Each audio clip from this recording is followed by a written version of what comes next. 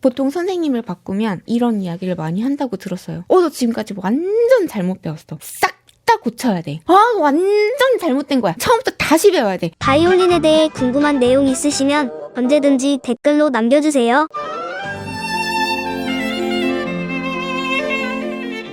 저는 2시간 정도 연습하면 어깨나 등이 뻐근해서 30분 정도 누워 있어야 되는데요. 전문 연주자들은 매일 5시간, 6시간씩 연습한다고 하는데 바른 자세로 연주하면 진짜 몸이 하나도 안 아픈가요?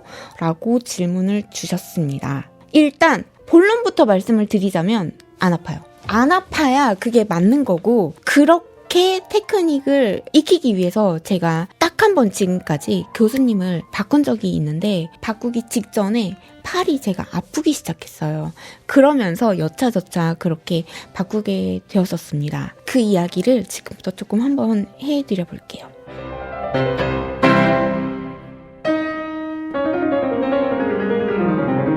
굉장히 우리가 하는 이 바이올린이라는 악기 자체가 사실은 한쪽으로 매우 치우쳐져 있는 악기예요. 하지만 그럼에도 불구하고 연주할 때 아프거나 하지 않는 이유는 잘 배워서인 것도 있을 거예요. 근데 보통 선생님을 바꾸면 한국에서 되게 이런 이야기를 많이 한다고 들었어요.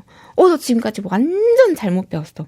싹 다 고쳐야 돼. 이런 이야기를 많이 한다고 들었습니다. 근데 저는 그거는 조금 반대해요. 의사분들은 의료소송을 걸어서 환자가 이기는 게 거의 한 10% 미만이라고 하거든요. 왜냐하면 서로 잘 뭉치는 것 같아요. 근데 그렇게 하니까 정책적으로도 얼마나 도움을 많이 받습니까? 뭉치면 살고 흩어지면 죽는다는데, 의사 선생님들끼리 굉장히 잘 뭉치니까 그렇게 된 거 아닌가. 그 의학 채널이 있어요. 거기 보면은 무엇이든 물어보세요 해가지고 건강상식 관련한 거 답변을 많이 해줘요. 막 근데 이거 의료사고 아닌가요? 뭐 과잉 진료 아닌가요? 물어보면 절대로 거기에 대해서 수긍하는 의사 선생님이 아무도 안 계시거든요. 이거는 자기는 지금 잠깐 봐서는 모르기 때문에 지금 진료받고 계신 선생님한테 그 증상에 대해서 정확하게 말을 하고 도움을 요청하라 이래요. 근데 음악하는 사람들은 이상하게 우리 선생님이 이렇게 하라고 했는데 이거 맞나요? 그러면 완전 잘못된 거야. 처음부터 다시 배워야 돼. 이런 식으로 하는 걸 제가 너무 많이 봐서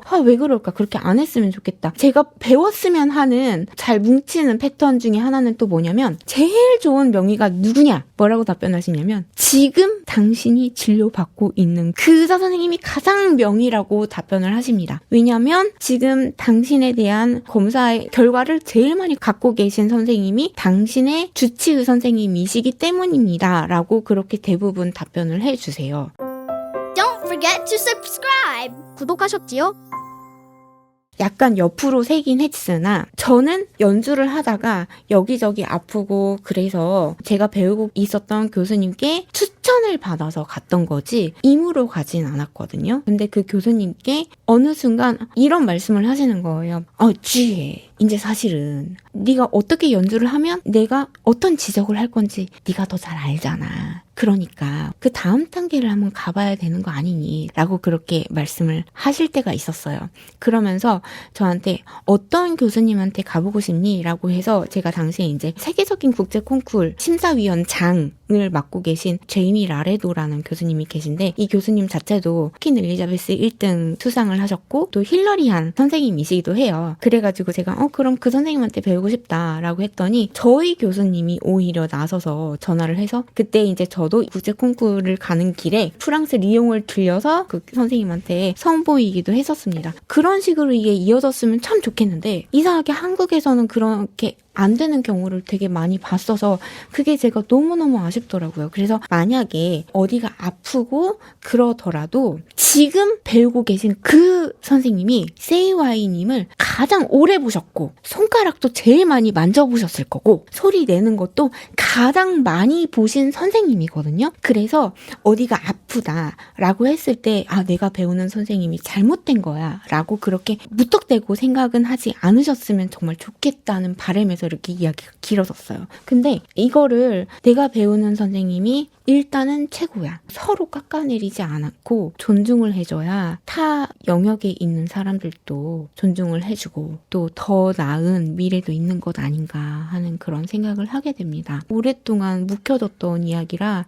이번 기회에 제가 이렇게 꺼내게 되었습니다. forget to subscribe. 구독하셨지요?